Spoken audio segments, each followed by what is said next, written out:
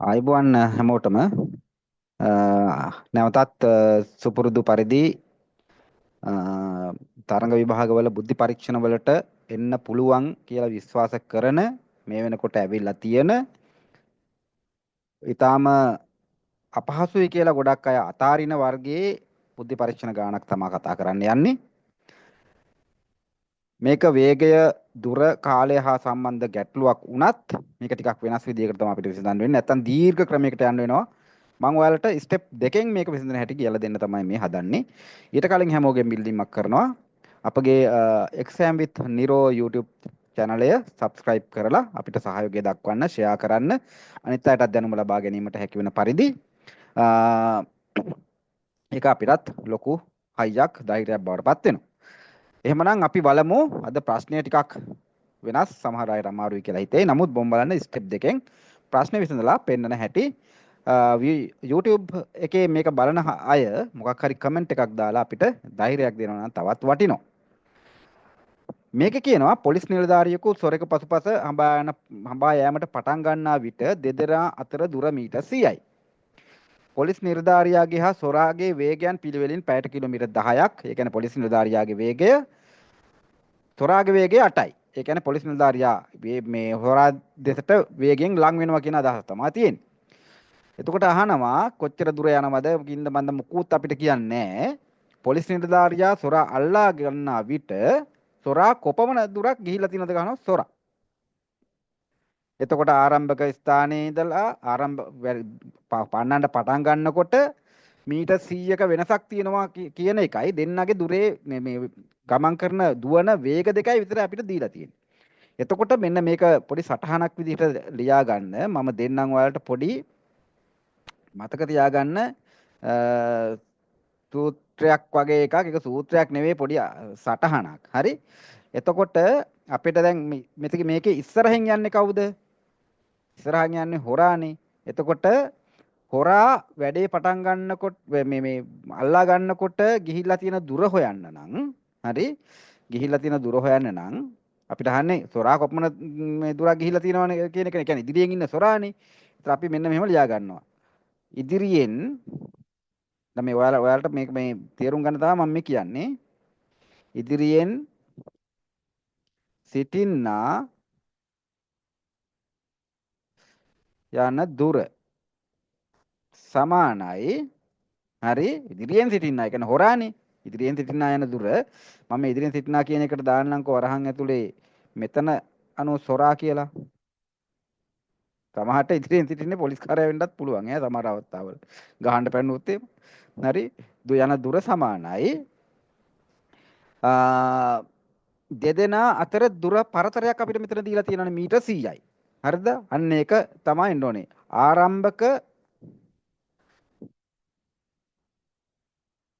මොහොතේ දෙදෙනා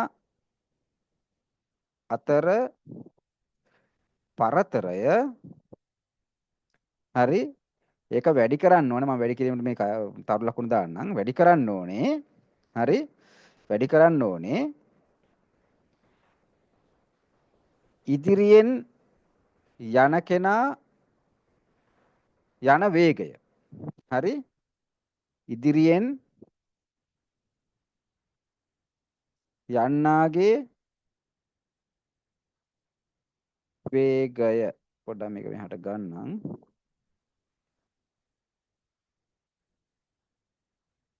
හරිද? ඉදිරියෙන් යන්නේ කවුද? හොරා. ඒ කියන්නේ හොරාගේ වේගය තමයි අපි එතෙන්ට ගන්නෙ. වේගය මේ කොහොම බෙදන්න ඕනේ? මේක දැනගත්තට පස්සේ එක ස්ටෙප් එකයි මේකේ තියෙන්නේ. මේ ඔයාලට දැනගන්න ඕන හින්දා තමයි මම මේ ස්ටෙප් දෙකක් තියෙනවා කියලා. බෙදන්න ඕනේ දෙන්නගේ වේග වෙනසෙන්. හරිද? දෙදෙනාගේ වේග වෙනසින්. ඒ කියන්නේ දෙදෙනාගේ වේග වෙනස කීයද?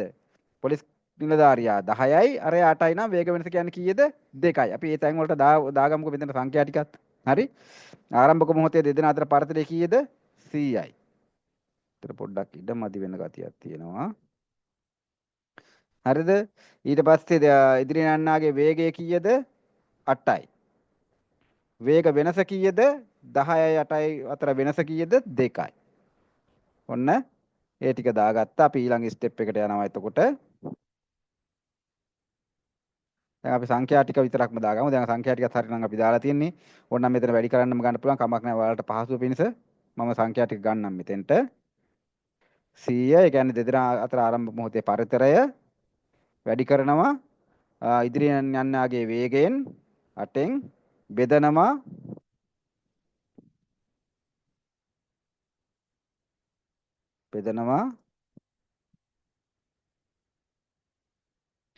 වේග වෙනස කීයද? 2කින්. එතකොට එන්නේ ඉදිරියෙන් සිටින කෙනා, ඒ කියන්නේ හොරා ගියපු දුර තමයි මේකේ මේ උත්තරේ විදිහට එන්නේ. හොඳද? ඒ අනුව අපිට මම ඉස්සරහට ගන්නවා සමාන ලකුණු දාලා මේක සමානයි උත්තරේ විදිහට එනවා. 10 වරක් 8 කීයද? 800යි. 800 දෙකෙන් බෙදපුවාම 400යි මීටර්. ඇයි මීටර ආවේ? මීටර වලින් දෙන්න අතර පරතරය තියෙන ඉස්සරෝම. හරි දෙදෙනා අතර පරතරය මීටර වලින් තමයි මෙතන දීලා තියෙන්නේ. කිලෝමීටර නම් මෙතන උත්තරේ එන්නේ කිලෝමීටර වලින්. හොඳද?